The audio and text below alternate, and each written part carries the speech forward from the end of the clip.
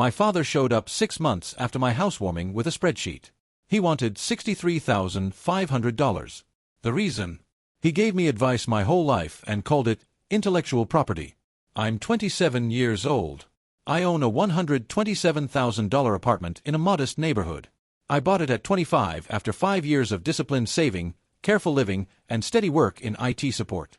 It's not much by some standards, 2 rooms, a small kitchen, a view of an unremarkable street, but it's mine. Fully paid for. My name on the deed.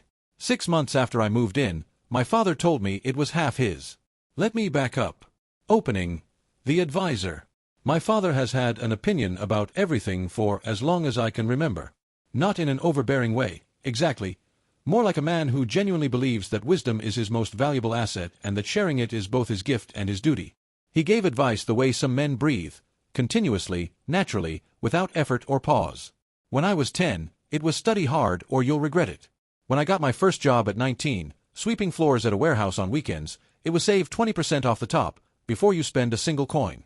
When I started working in IT at 22, it was never trust your employer more than your skills. Skills stay with you, companies don't. When I entered my mid-20s and started actually thinking about property, it was buy land, buy walls, buy something real while you're young and the mortgage won't kill you. Standard parental guidance.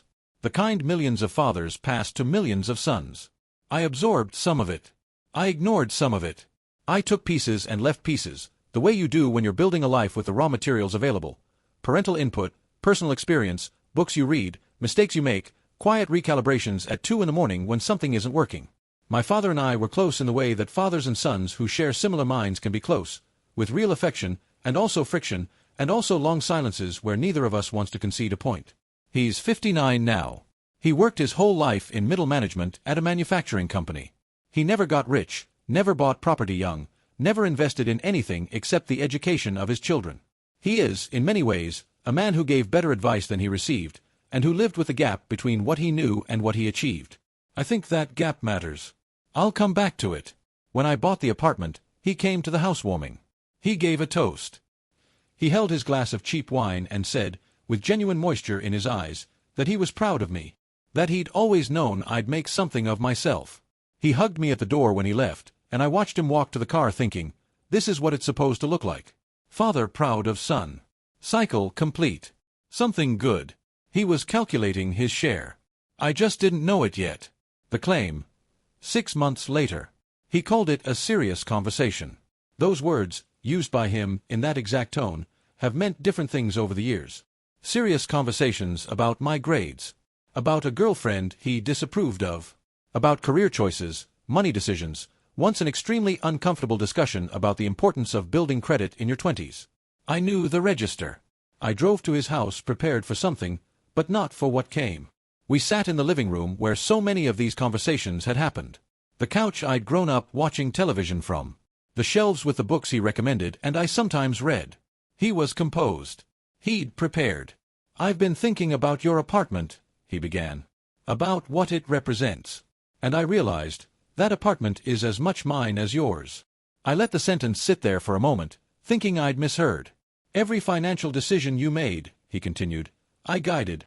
Every work ethic you have, I helped shape. Every savings habit, every instinct about investment, every piece of wisdom that led to that purchase, it came from me. Your apartment is the physical materialization of my intellectual contribution to your life. I want recognition. Half the apartment. Or $63,500. It's my intellectual property. I want to describe the feeling accurately. It wasn't rage, not immediately. It was more like the floor shifting, a sudden uncertainty about whether the conversation I thought I was in was the conversation actually happening. I looked at my father, at this man whose toast at my housewarming had seemed so genuine, and tried to locate where this version of him had been hiding. You want $63,500, I said slowly, because you gave me advice. Because you were my father. Because I was an exceptional father, he corrected. Because I didn't just raise you, I mentored you, coached you, provided strategic guidance tailored specifically to your situation over 27 years. Companies pay consultants for advice. Mentors receive equity in startups they help build. Wisdom has value. I gave you mine freely, as a father, but freely given doesn't mean zero value. The apartment is proof of that value. I'm asking for fair compensation. Examining the claim. I drove home in a strange state, not quite angry yet, still processing, and I did something he hadn't anticipated. I actually examined his argument. I sat down that evening and tried to reconstruct, honestly and carefully, what advice I'd taken from my father and what it had contributed to the apartment. I wanted to be fair. I wanted to see if there was something real underneath the claim, some legitimate grievance buried in the bizarre framing. The first thing I noticed, almost every principle my father taught me was also available everywhere else. Save 20%. Yes, he said this. So does every personal finance book ever written. So does the first Google result for how to save money.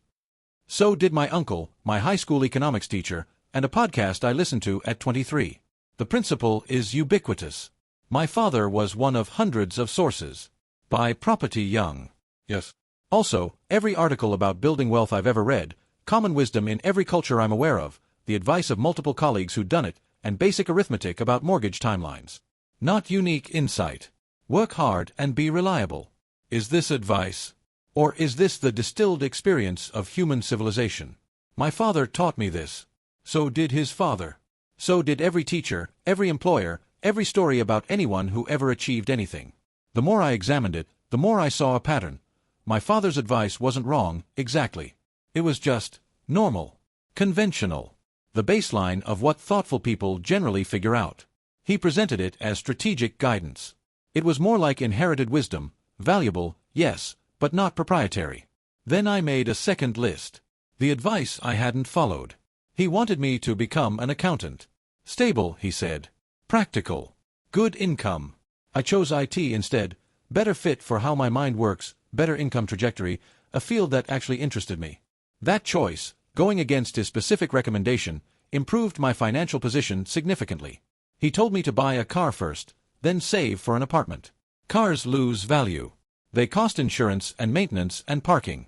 I took public transit, kept my expenses minimal, saved faster than I would have with a car payment. He was wrong about this. The apartment exists partly because I didn't listen. He recommended a specific apartment building in my neighborhood. I visited it, saw problems he hadn't noticed, noise, an association with unclear finances, deferred maintenance in the common areas. I found my apartment through my own search, in a building he hadn't suggested, at a better price. His specific recommendation would have been a worse outcome. He told me to stay at a job I'd correctly identified as heading toward layoffs. His reasoning, loyalty matters, don't jump ship. My reasoning, the ship is sinking. I left. Got a 23% raise at the new company. Was laid off from the old one 8 months later, along with 11 other people. I was right. He was wrong. Half his advice, the specific, actionable recommendations as opposed to the general principles, was incorrect. I succeeded by taking his general principles, save, invest, work hard, and ignoring his specific instructions, be an accountant, buy a car, stay at that job, use that building. When I presented this at our next meeting, he had an answer ready. Even when you rejected my advice, he said, you were thinking through problems using frameworks I taught you. When you identified that job was failing, where did you learn to evaluate employers? From me. When you found a better apartment, where did you learn to compare options? From me. Even your rejections prove my influence. I taught you how to think. I recognized what this was immediately. It's a closed system. If following his advice proves his influence, and rejecting his advice also proves his influence, then there is no possible outcome that doesn't confirm his ownership. He succeeds, he fails, he's proven correct or proven right in a higher order way, everything I do is credited to him. The argument is unfalsifiable. And unfalsifiable arguments aren't logic. They're control. Update 1. The mother question and the market rate. A few weeks passed. My father and I circled each other through family gatherings, both of us aware of the unresolved claim hanging between us. I raised several more challenges. My mother gave me advice too, I told him. She raised me equally, taught me emotional regulation, how to manage relationships, how to be kind without being weak. Does she get a quarter of the apartment? What about my math teacher who taught me to think numerically? Does he get a percentage? The authors of the books you recommended me to read, do they get royalties? If advice creates ownership, I have dozens of creditors. He dismissed this. A mother's contribution is different, emotional support, nurturing. That's not strategic economic guidance. Teachers are paid by the state. Books are purchased. Friends aren't systematic mentors. I'm the only one who provided decades of focused, personalized, economically impactful wisdom. I tried a different angle. Let's use market rates. Financial advisors typically charge around 1% of managed assets per year. Life coaches charge perhaps $100 to $300 per session.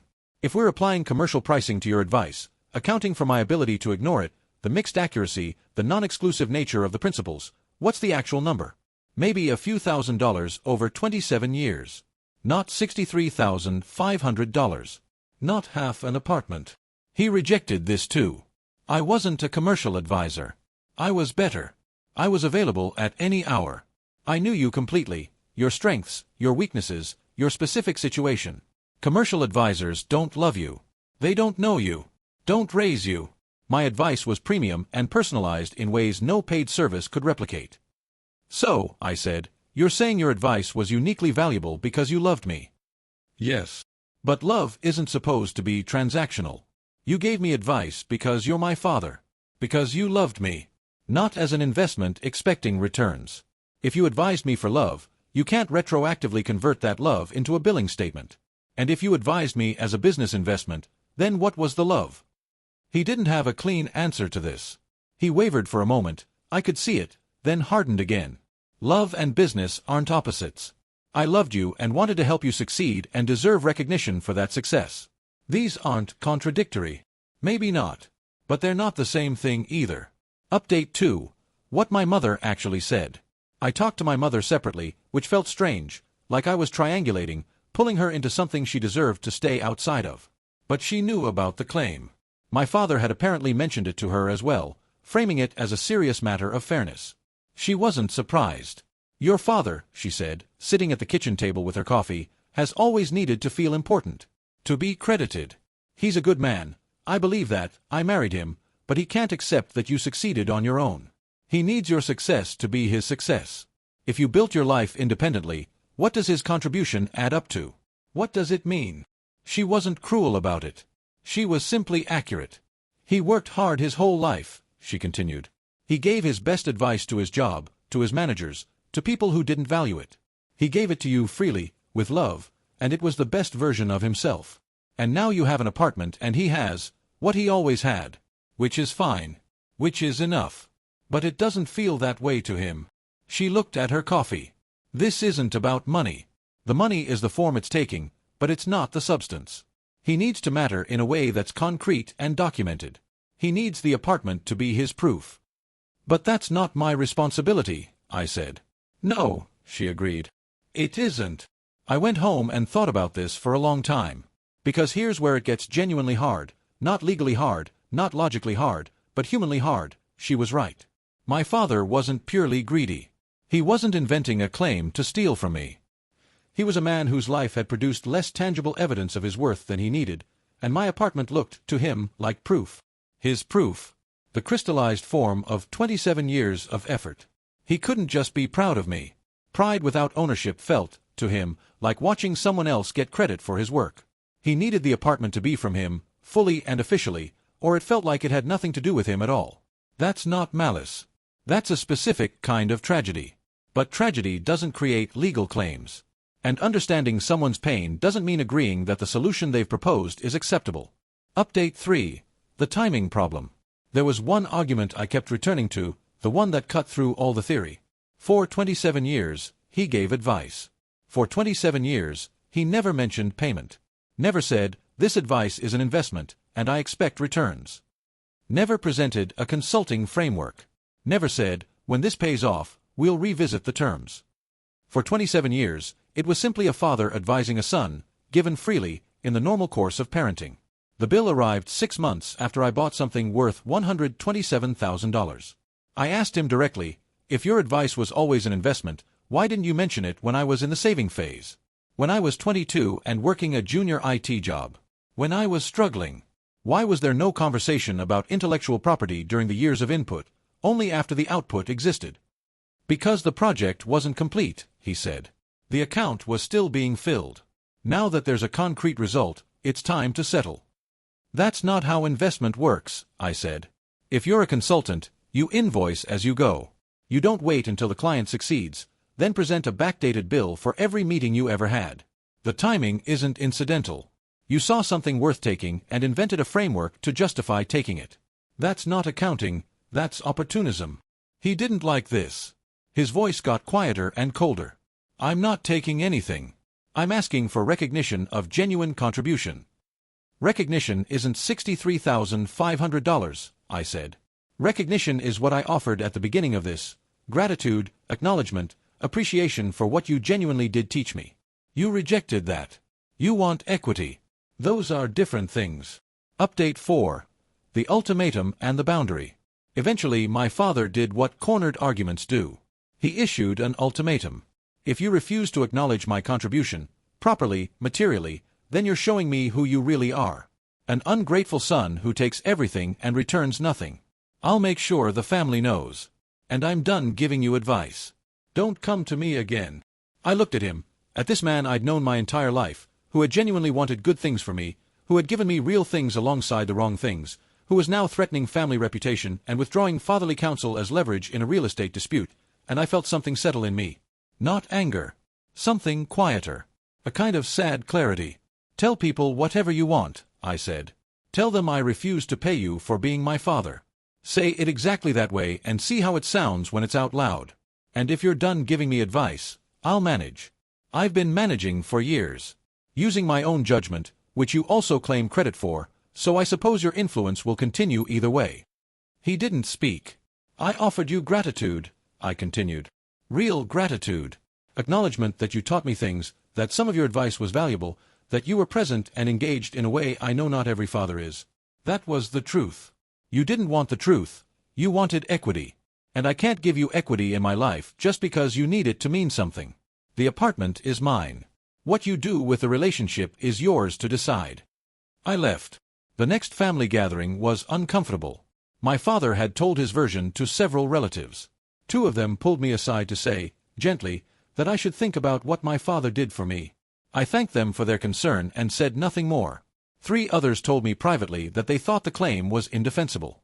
My aunt, my father's sister, laughed when she heard it, then went quiet when she realized no one was joking. The family learned something about my father they'd probably sensed for years but never had confirmed.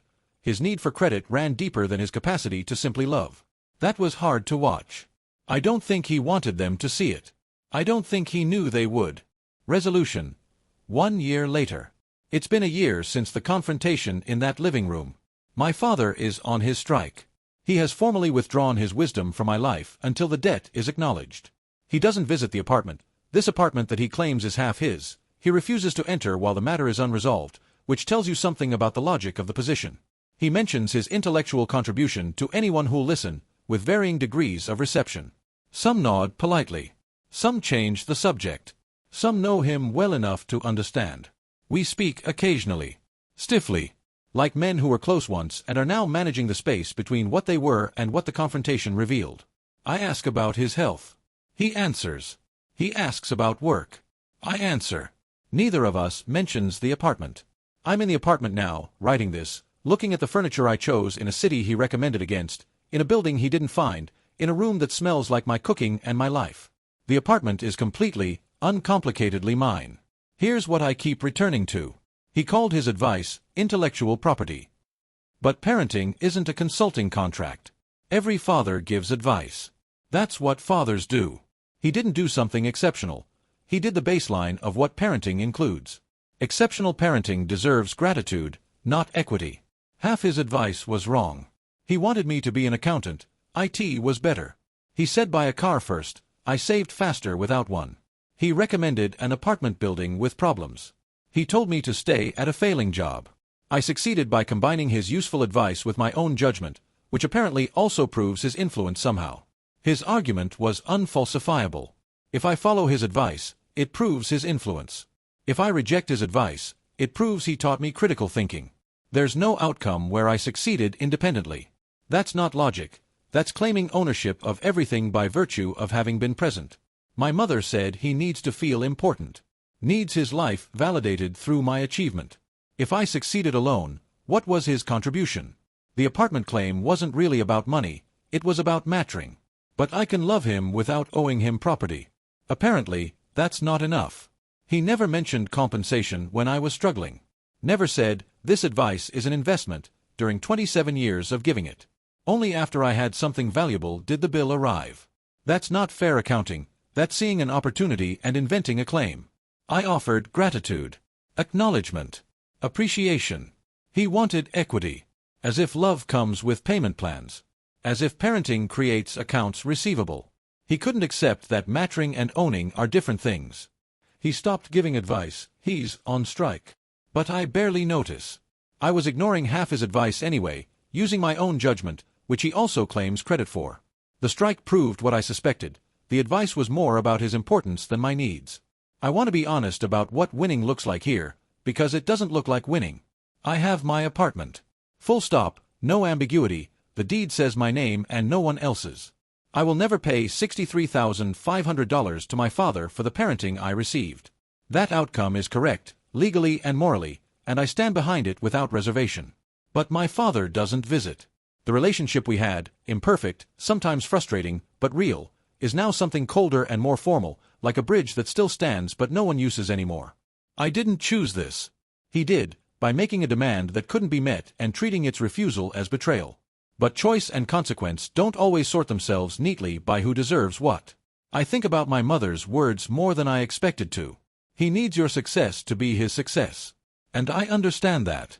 I understand the particular ache of a man who gave his best years to a job that didn't reward him, who advised his son toward achievements he didn't reach himself, who watched something he'd partly shaped become something entirely separate from him. That's hard.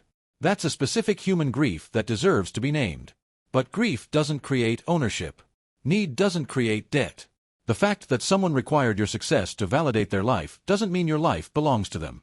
He taught me things. Real things. Discipline, thrift, the value of thinking ahead rather than reacting in the moment. Those are in me now, woven into how I move through the world. They came from him among other sources. I carry them genuinely. What I won't carry is the apartment on my back like a debt I owe for having been born. My father wants $63,500 because he gave me advice my whole life. He calls it intellectual property. He says my $127,000 apartment is his wisdom materialized. But I didn't follow a father instruction manual to get here. I took some of his advice, rejected plenty more, combined his input with my own judgment and my own work. That's how everyone builds a life, with influences, not owners. He didn't charge for advice for 27 years. The bill arrived only after I had something worth taking. That's not compensation for contribution. That's seeing an asset and inventing a claim. I offered gratitude, acknowledgement, appreciation. He wanted equity. As if parenting creates shareholders. As if love comes with payment schedules. He stopped giving advice now, on strike, until I pay. I barely notice. I was ignoring half of it anyway, building my own life with my own judgment, which he also claims credit for. Some things can't be owned no matter how badly someone needs to feel essential. My apartment is one of them. My choices are another. My life is mine, built with help from many sources, including a father who needed more credit than contribution earns. The apartment stays mine. The gratitude stays real. And the invoice stays unpaid, because parenting isn't a business, no matter how much he needs it to be. Posted to our /AITA, verdict from me, NTA. But it doesn't feel like not the asshole. It feels like the guy who kept his apartment and lost something else. Make of that what you will.